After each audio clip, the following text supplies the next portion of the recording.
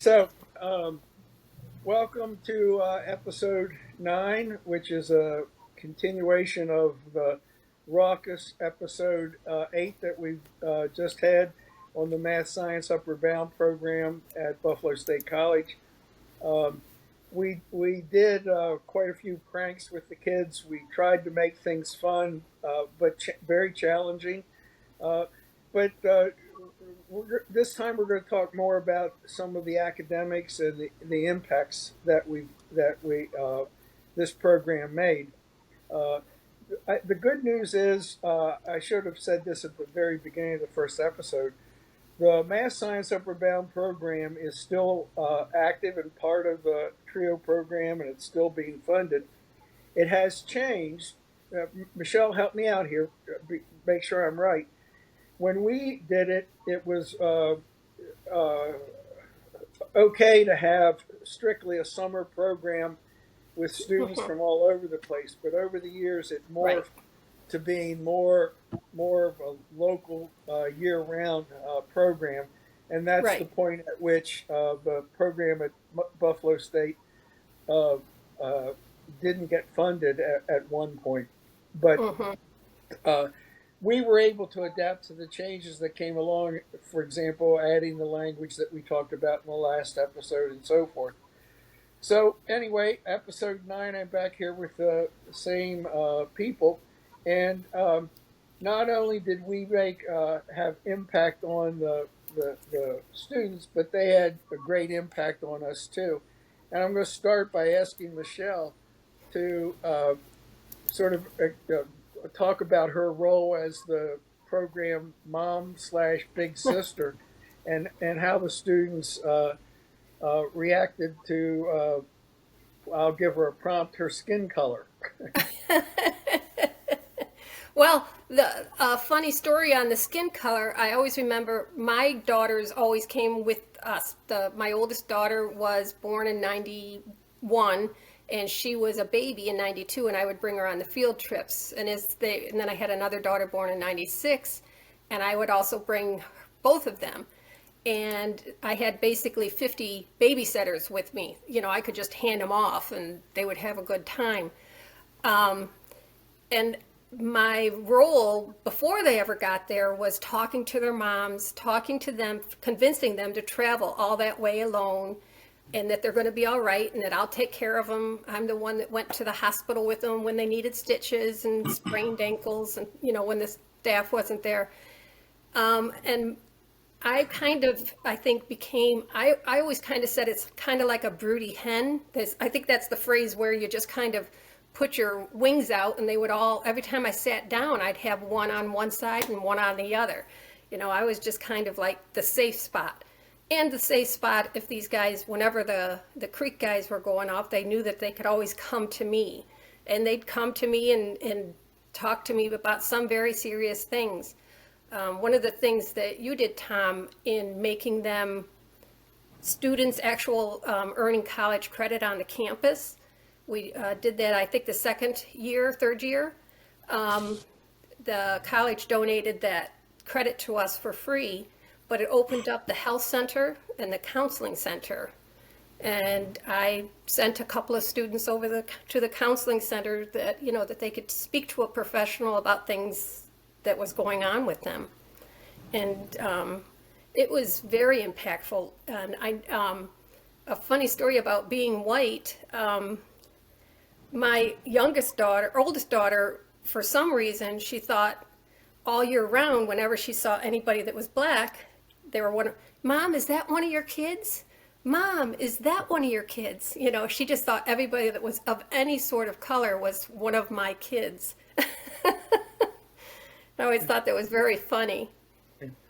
Yeah, the give us a breakdown of the racial makeup of the program, not with specific numbers, but sort of the array of what we had there. Um, so when we first started out, when we were 50 and then we went up to 56, two-thirds had to be both low income and college bound. One-third could be one or the other. But I would say, gosh, more than half would be of some African black background. At the same time, we had students from Russia, China, the Caribbean kids from Virgin Islands. It was funny, Puerto Rican Spanish as opposed to Puerto Rican from New York City kind of considered themselves two different groups. One of the dorm directors, do you remember this? He would tell them the first day you're fine, but the second day you have to sit and eat lunch with somebody who doesn't look like you. Yeah.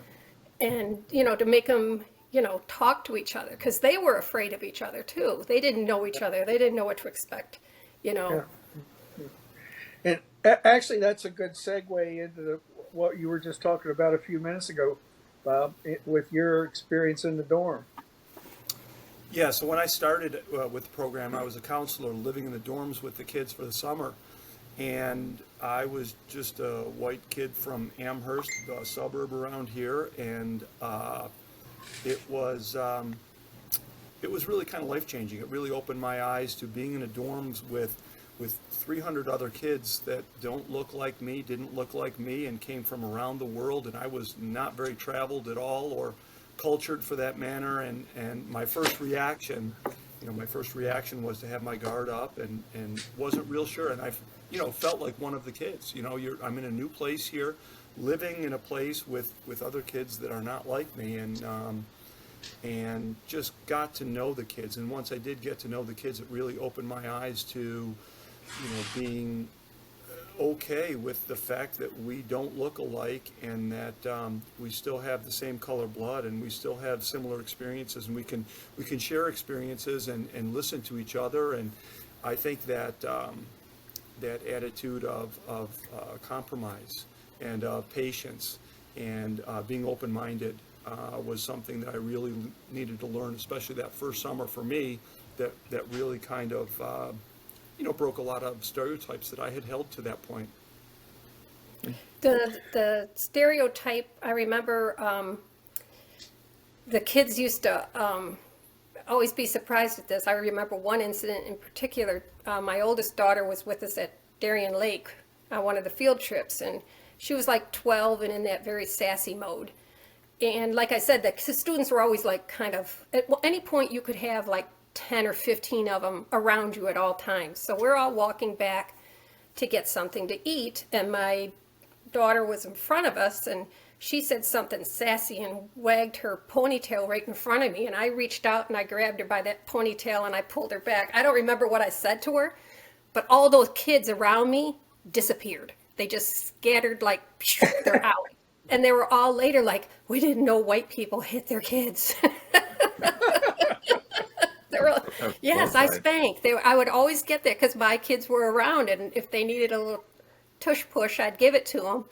And they were always surprised that I would spank my kids. We didn't think white people spanked their kids. What about kids that you remember? I'm going to start. Zaida was in our first year, right, Michelle? Yes, And she 92. came back as a peer mentor when we instituted the peer mentor several years in, where we brought Yeah. us. Was it one male and one female, or 4 men- students, pardon me? two male, 2 female, Two to males, help in the two dorm. females. And Zaida was one of those. They also took a college class. Do you remember? They mentored good yeah. college behavior. Yeah, yeah. That was a good Yeah. idea. Zaida, very first year, it simply impressed me with her intellect and her curiosity. And I had the good fortune of many years later going to Puerto Rico and had dinner with her. And by that Was it time, Sayeda or Carmen? no, it was Zaida. Yeah. Oh, okay. Now, Carmen's a different story. What's the most memorable thing about Karma from Carmen from when she was a student, Michelle? I just remember we had those 5, we called them the 5 girls from Puerto Rico, or that we called them the Chiquitas. That's what Yeah. I remember. Yeah. They were Yep. so cute, all 5 of them. Yep. And Carmen was the ringleader of that group. But I understand. What is she now, Michelle? What I is she? think An engineer? Carmen is an engineer. Zayeda is a pediatrician or obstetrician, Yeah, I should say, yeah, excuse me, obstetrician. She yeah, called me the night she delivered a baby, her first, that she was the attending physician. yeah. And Cool. another girl, Lisa, oh, see, now the names are all going to leave me. They used to be in my head. They've gone out. Yeah, Lisa Paulo's a dentist, I believe. yeah, It's just really amazing what they're doing. yeah. And well, I might as well talk about this now because it's kind of natural here. Uh, Michelle and I have talked about a follow up to this where we have some of our former students in a discussion group like this. And one of the students is a professor, Michelle, that you want to invite. Yeah. I don't know if you know, we said Creek Boy on our last episode there, Jesus Velazquez. I don't know if you guys know, but he is a professor at University of California. And he's a PhD in chemistry. And he also runs a program for minority graduate students in sciences there, or some such like that. I'm not exactly sure all the details, but I see him getting awards all the time on Facebook. Yeah. So we have quite a few successes under our belt. So Russ, you have a student that you kind of remember in a special way? Yeah, actually, two of them. I don't know if you remember Michelle. She came back. She was the girl from China. I'm not going to mention names because you bring anybody on the show. She came back, and when she came back, I was happened to be over at Upstate. Michelle told me, "Oh, so and so wants to come and see you." I said, "Okay." Then she got there, and she was smiling and happy, and of course, I remembered her, And so she was here by herself, and I told her, I said, "You want to go out to dinner? We'll go out to dinner one night at dinner." And so I met her out, and we started talking, and she started sharing stuff with me that I didn't realize the impact. I mean, I always knew he had some impact, but I didn't realize how big it was, monumental for her. She was telling me that before she got there, she said it wasn't she when she came to the United States. It was our program was the first time that she had laughed since she came here. She told me that when in her high school in New York City, it was so bad that she said that what the kids would do, she'd be at a table, and well, before I even finished this, that school got shut down, by the way. Um, she said they'd sit at the table, and the kids would walk by and grab fruit, and they go give it to them, they'll eat it and throw her. And she goes, "You know what it's like to be hit in the head with an apple?" She goes, "Or an orange." And then one time, she was going to class, and she was getting so tired of being bullied that a kid, big kid, boy, yanked her ponytail. And she turned around and said, "Don't do that." And that boy blackened her eyes. And she said all the teachers closed their doors. I could never walk away from something like that. But they said they just closed the day. It was ordinary in her school. And she says it was you guys that made me laugh. And she goes, "I did not laugh until I had that experience." And she said that the reason she went to school is for what we always told her. Believe in yourself. If you believe in yourself, you can do anything. And when she was here the last time, I'll finish up here. So I asked her, I said, "So what did you go to school for?" She was working for M&T Bank. She told me that after she left the program, she applied to all these colleges, and she said, "I got into Cornell." I go, "Cornell?" She goes, "Yeah, Cornell." I go, "Cornell's an Ivy League school." She goes, "Ivy League? What's Ivy League?" Had no idea that she got accepted into economics into Cornell, and she achieved. The goal was for her is that they want to bring their family here, and they had to go through a process of bringing people here. So talking to her, she was telling me what she didn't like about M&T. She said it was just so fake. She says that you're taught how to behave, taught how to smile, taught everything. So I said, "Well, you know what? I'm going to introduce her to the most influential person in my life, my mom." My mom never seen beyond color.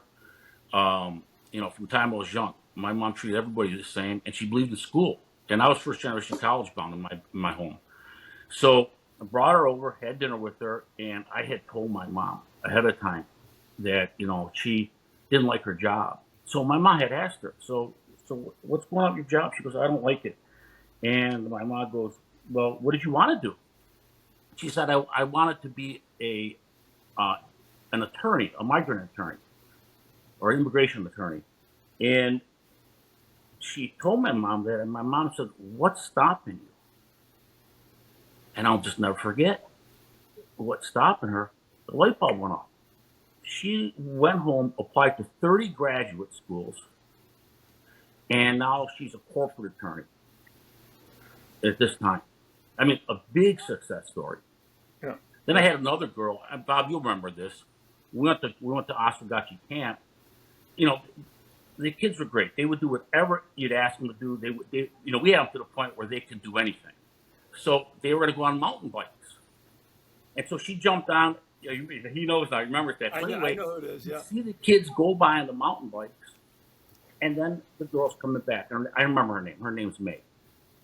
So she come back, and I see her walking back, and we were by the green cabin, the brown cabin, and I holler over to her and said, "May," I go, "Come here.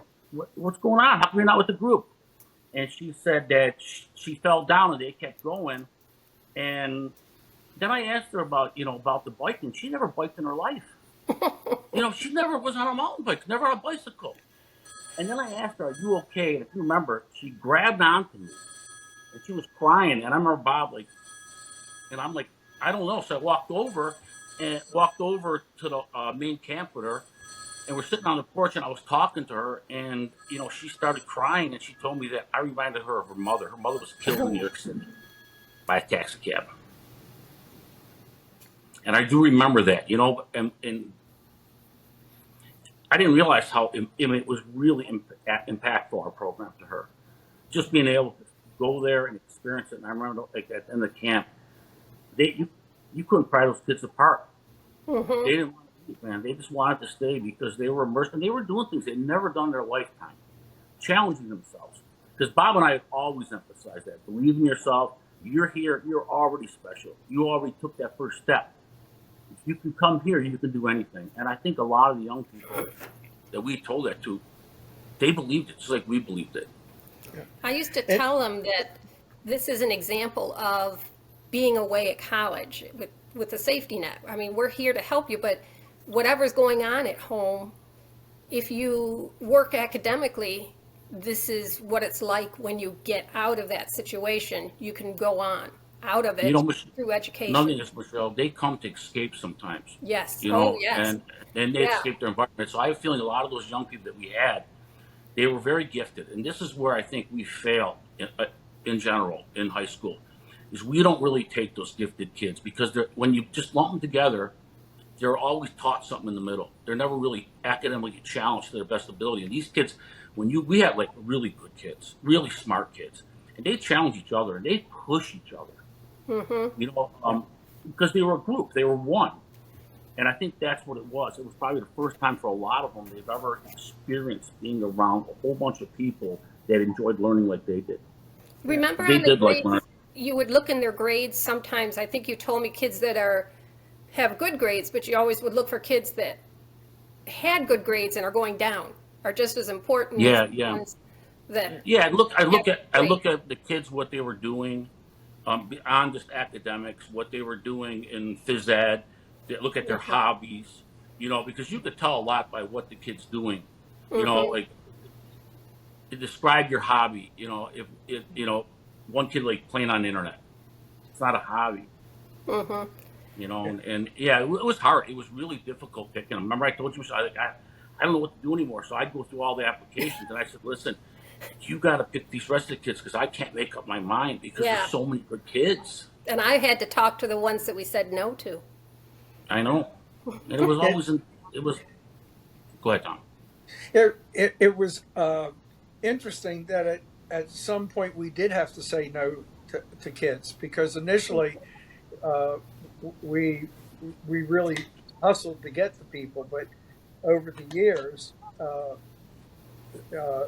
it became a different kind of challenge, and the challenge was picking from a pool of all probably good kids. Any group that you would have picked would have been a bunch of good kids.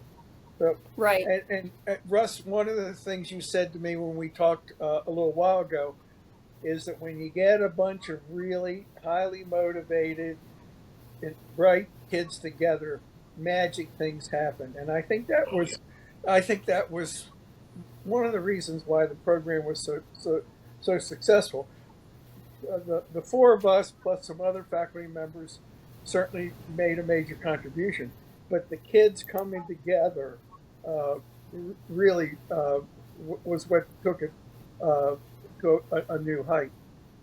Right, and that's where I think the program, the regulations with the program really brought us down, because initially we were supposed to be a program that took students from other home trio programs and gave them an intensive math and science experience for their exceptional students. And then it turned into basically a home program, like a classic Upward Bound. And when you do that, you bring whatever's going on in school dynamics is just summer school. It becomes summer school instead of taking them out of the familiar and that regular school dynamic and putting them in a college setting. We really did give them a college. And another thing, Michelle, when we had them in the dorm, we actually separated, if you remember, classes, the math science, because after the they were first so year. distracted, because you got kids that are academically challenged and you have these gifted kids. And so they kind of want to be in the middle, but we wanted them to challenge themselves. Right, right.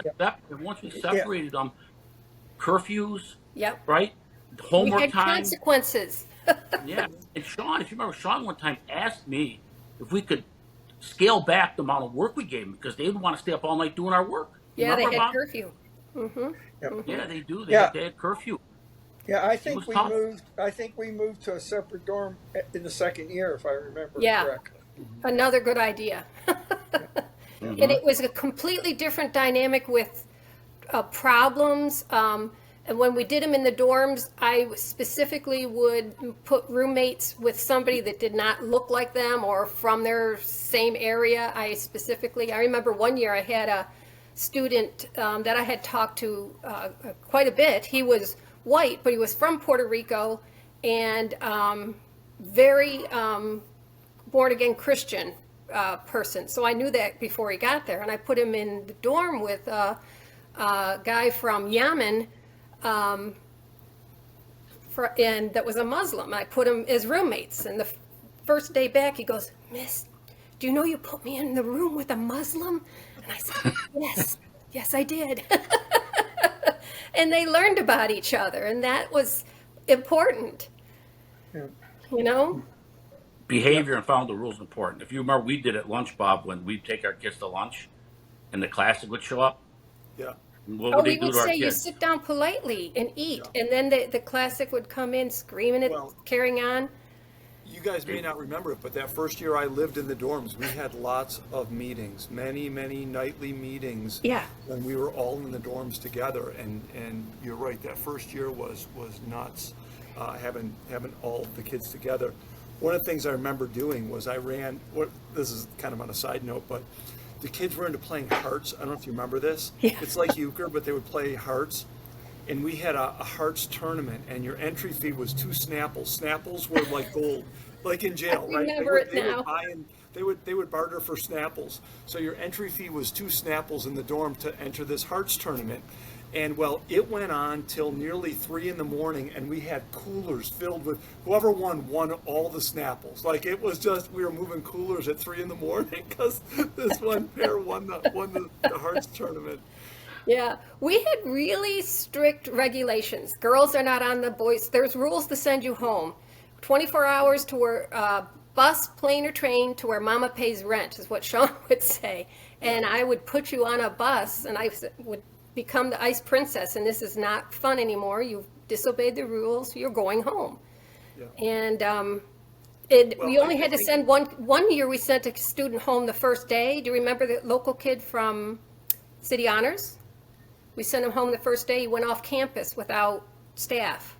He went over to McDonald's or Burger King behind campus.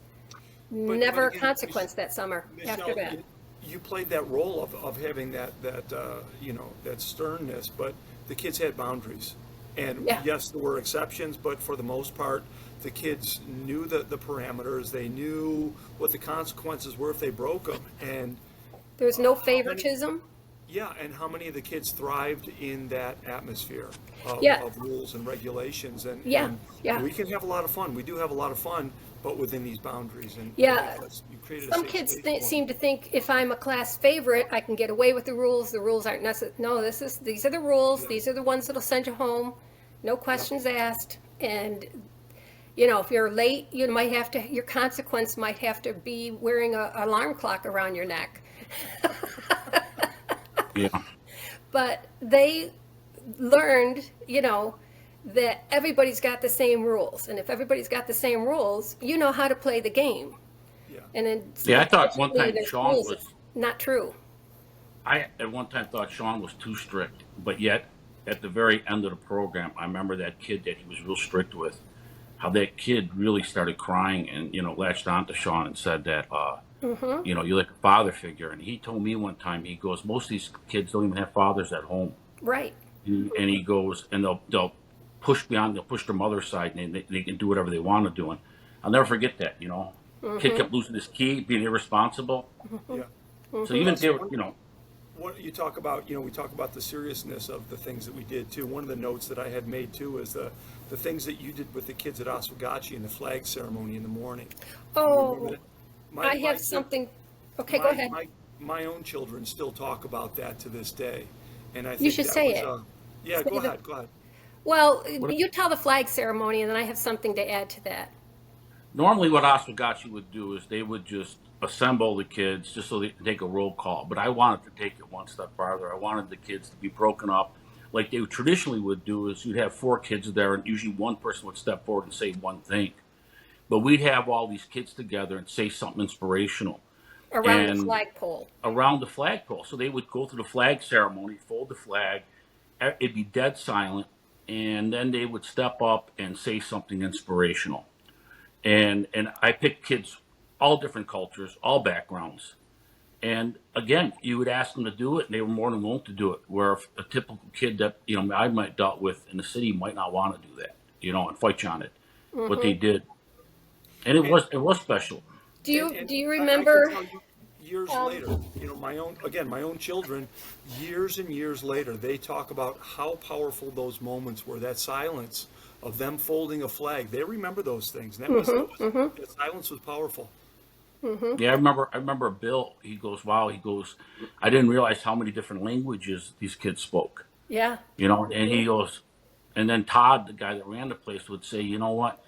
It don't make a difference where kids come from. If you put them in an environment, they're treated the same. They'll all act the same. They'll all behave the same way." And I think we put them in a very structured program, and they accepted that structure. They realized it was a safe environment, and They knew the they rules. went with the flow. They followed the rules and went with the flow and challenged themselves. And Bob, remember, we used to do that over and over again. Challenge yourself, believe in yourself, challenge yourself. You can do it. You're here. We always tell them the first day, you showed up. That's monumental. Most kids wouldn't even jump at that opportunity. Right. Right. And, Do you and, guys remember the I want- ashes? Do you remember the ashes, Tom? Yeah, yes, but I want to pick up on something he just said. And that's not any small issue that the kids made that journey. When you stop and think about a mom in Puerto Rico, even though the school and the counselors are saying this is a good program, we've sent kids there before, it's been successful. For a mom to put her 16-year-old daughter on an airplane to fly probably a stop in New York City, probably, and then a flight to Buffalo.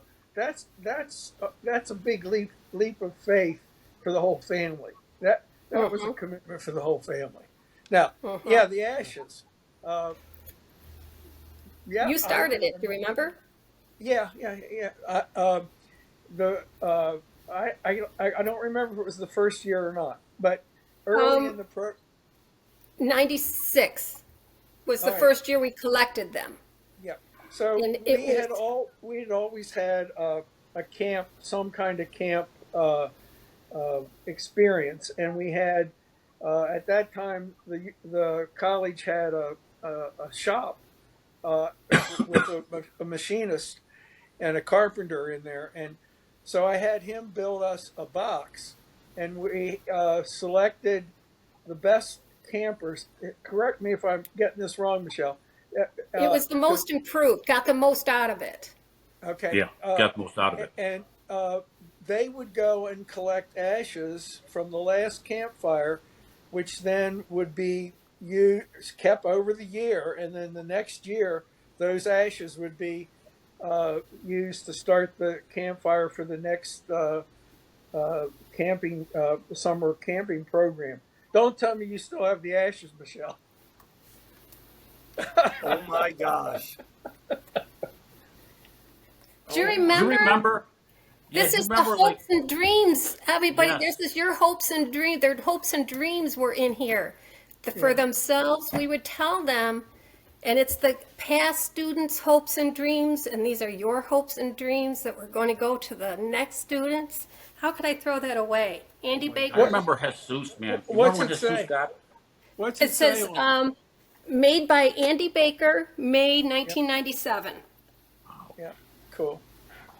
Very nice.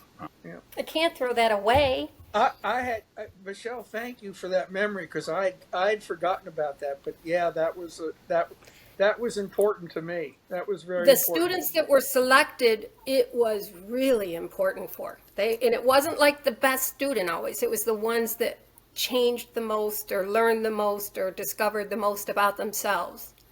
Yeah. I believe Jesus was changed by our program. Oh yeah. It was yeah. monumental for him. Oh yeah. I remember, like, just we gave him them creep sneakers. Remember, he had them. He He still kept had, them. and that started out as a joke, if you remember. I know, We're he sitting was- there talking. What do I do with my Creek sneakers at the end of the summer? And Russ goes, "Why don't you put them on a board and spray paint them gold, and let's make a big deal about it at the banquet?" And they were the Golden Creek Sneaker Award. Yes. And- That everybody wanted. Yeah, they did because Jesus got like, we don't do that no more. Mm-hmm. He really thought that was very important. You know, and you didn't. Then you really realize the impact the program had on these young people. When you're going to keep those sneakers, they meant that much to you because they came from us. Yeah. I remember Sean was the dorm director for, I don't know if we said that, but I would get told like certain people, like some students would only come with like couple plastic bags of supplies. And there used to be a store at the Galleria Mall that had like, everything was like $10, sweatshirts, and it got cold at night and we'd go to camp and I would go and buy clothes. Okay, what do we think we need? I would buy tampons. I would buy sweatshirts, sneakers, shoes, socks, just so many. These kids came with nothing. Swimwear, just something to get wet in. Remember, Yeah. they didn't even Yes, yeah, pull them aside and say, "You got to talk to the girl, man. What she has on, she doesn't realize when it gets wet." yeah. And so many kids, their families, really took every dollar they had to send them everything they thought their child would need too, But you know what, Michelle? That was kind of an honor to be trusted with these kids for a summer. Oh, We it just was. mess with them a little bit, but that really was something that, all joking aside, that we took really seriously. Oh, I was mom. I mean, Tom says, well, big sister. No, I was mom. Yeah. When I had to call a mom and say, your daughter had a piece of wood go through her chin and come out through her I remember mouth. that. Yeah. remember And she that. needs a couple root canals. It'll be okay. Doing the- Yeah, but we took that seriously. We took Yeah. that role seriously, and to me, those opportunities, sitting on a bus or sitting on a creek bank, was an opportunity to talk about their life, what they want to be, their aspirations, their dreams, their goals, and all those things, and really challenge them to achieve those. Yeah. And I didn't mind being their mom. I cried first. What? Yeah. One of the things that I remember doing was introducing the notion of wa time, and wa is a Eastern Oriental concept that if you're quiet and you listen to your surroundings and kind of it was kind of a meditation kind of thing, and we did. I think the only time we did it was at camp, although again my memory's kind of, and the kids took that pretty seriously. As I remember, it would be not a short period of time, a half hour, and then we would ring a bell or something, and walk time was over. But one of my memories is that during wild time at the college camp, which is really in the boonies, and at that time there was no light pollution at all, and it was a new moon, so there was no moon, so it was dark, and I was sitting in the grass, and there were some students close around, and we were looking at the sky, and there were two shooting stars almost right after the other. And all of us, all the students, they weren't real close, but nearby, all of us at the same time went, wow. And that was just one of those little special moments that it certainly impressed me, and I hope it did the students. So, Bob, I'm sure they remember. Bob, Something we haven't similar- given you a chance to name, not necessarily name, but tell about a student that you remember from the summer program. Well, I remember many of the kids that you guys talked about, probably Jesus the most. Russ and I got to be close with many of the Creek helpers over the years, right? Jesus and Karen. Wanda. And one of the stories Oh, that I was going Wanda. to tell about Wanda, and Wanda was from the Virgin Islands, and she was a character. Boy, she used to tell these stories. I don't know if you remember this, Russ. Oh, But I do. There was a time we were at camp, and we were camping, and she was behind her tent. And I was over by myself near the camp where I was. She was on the opposite side of the tent. And you had gone on a hike with the kids. And so you had a group of maybe 10 kids. You were hiking down the trail behind her. Now, she couldn't stand up inside her tent. So she went to the backside of her tent, and she was undressing and she was changing. Well, she saw me over by the camp there, and she's at head level here, and I could just see her head, and she's dancing behind her tent. Oh, you can't see me, you can't see me. And I said, you know what, Wanda, you're right. I can't see you. But Mr. Liss and that group of students behind you, I can see you. She was there underwear. I'm like, what are you doing? She turned so red. She ran around her tent, remember that? And she dove into the tent. She didn't see you walking up behind her. You know, that's one of the things that Tom came in one day and said, oh, I've got an idea. Let's take them backpacking. Okay, I'm going to take, who am I going to take backpacking? How many sleeping bags? How many tents? Cook stoves? Food? We got to go grocery shopping. I mean, it was just like, Yeah. And we took them for a weekend camping, backpacking. Hiked into, like, I don't know how many miles in we were, 4 or 5 miles in. And I think then, the first time I did like 9 miles with her. The kid had all those blisters on her feet. And I used to always tell Michelle, we got to get them boots. She goes, I can't afford boots. I go, they need boots. I got And then moleskin. I got moleskin. Yeah, so I remember that too. We had one kid walking. I had taken first responders class. I just see this girl. And no one's catch, she's not sweating. And we took her down, cooled her down, but yeah, they loved it. They loved it. Michelle, do you? I know you have your finger on some of the students' accomplishments through the years.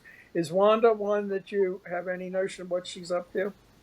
I do not know what Wanda's up to. I forgot about her till Bob brought it up. Yeah, you know, I forgot. She was, I think, among a lot of. I mean, all the students were bright, but I think Wanda was really bright. My memory of her was she was a character and told stories and was she had charisma, but she had a lot of brain power also. A lot of brain power. Maybe I'll look for her. The first few years, like we had to track them for 4 years, 5 years after high school. I can't remember which. And when Facebook first started, in order to be on it, you had to have a college email address.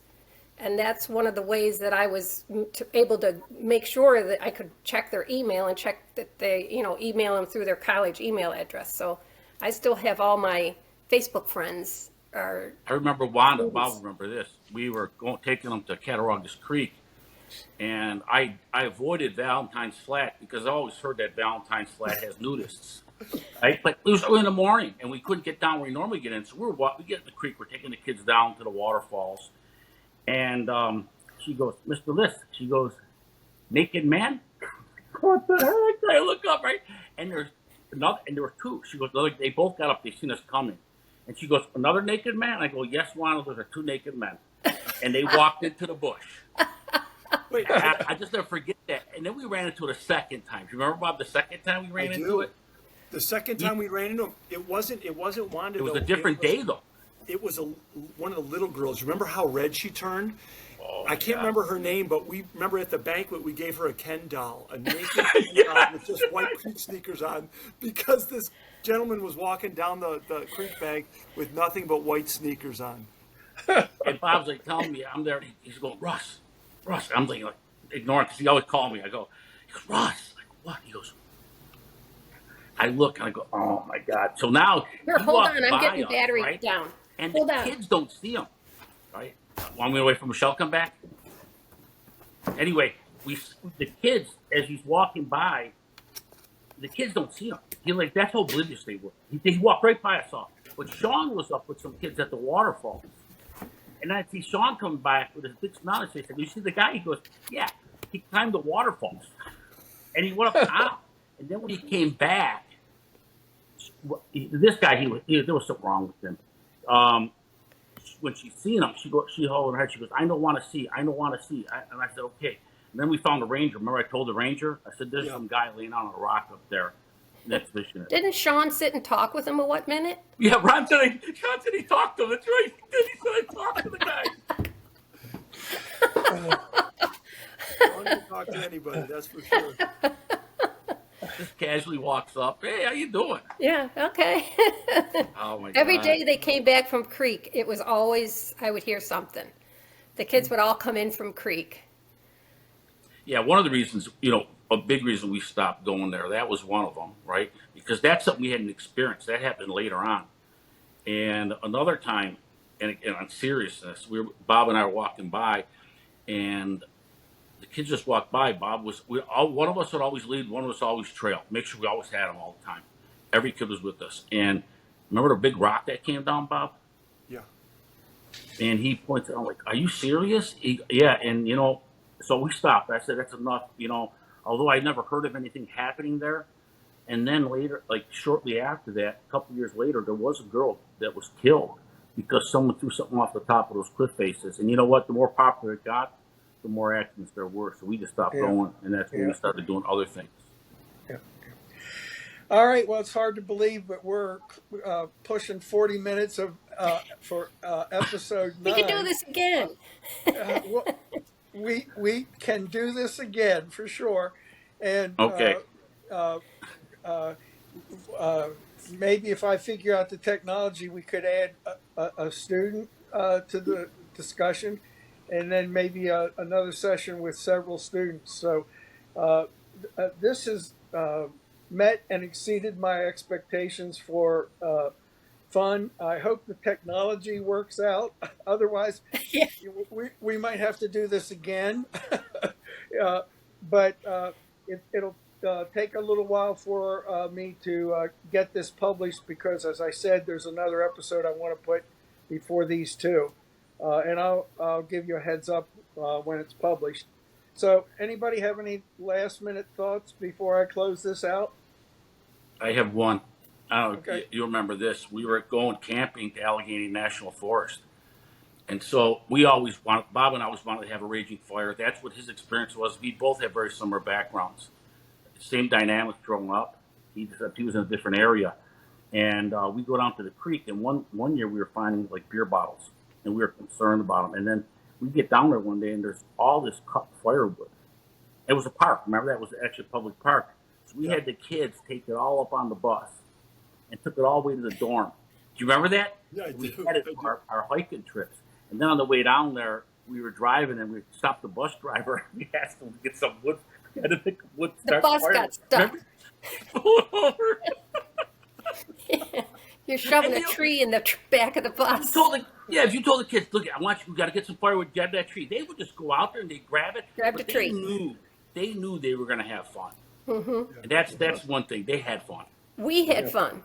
Yeah, and the good thing is, they learned at it. I mean, one thing that we both did, we joked with them, but when we were teaching, we were very serious at what we were Those doing. stickers were important. Those were all assignments, 9 feet Yeah, of they them. were. You know, and one of the Yeah. things I'll add too, I know, Russ, you know, took a chance on taking me on, but, you know, I taught Ways of the Wilderness at Kenmore East for many, many years, and I just retired after 30 years, but a lot of my aquatic ecology came from stuff I picked up from you, and I just thank you for, you know, just thanks. teaching me so much stuff too, and, you know, how to love the outdoors like that too. You really taught me quite a bit, and I appreciate that. Yeah, I it was. think That was, you know, hard to believe, Tom. That was what I loved to do. I only wanted to do that in my lifetime, is work in the outdoors, and so it was my hobby, my passion, and my job. I couldn't ask for more. Yep, it was good times. I think the four of us plus some other people made some real impacts on a group of students, and I think the students had some impact on us, and I think that's a great combination. And I'm going to close this session again with a quote. This one is from Confucius, who said, "I hear and I forget. I see and I remember. I do and I understand." And I think that was part of the philosophy of the Math Science Upward Bound program at Buffalo State College. Now, when I close this, you all are going to disappear, so I'm going to say my goodbyes right now, and thank you for being willing to spend this time with me walking down memory lane. Let's try to Same here. get It was together. wonderful.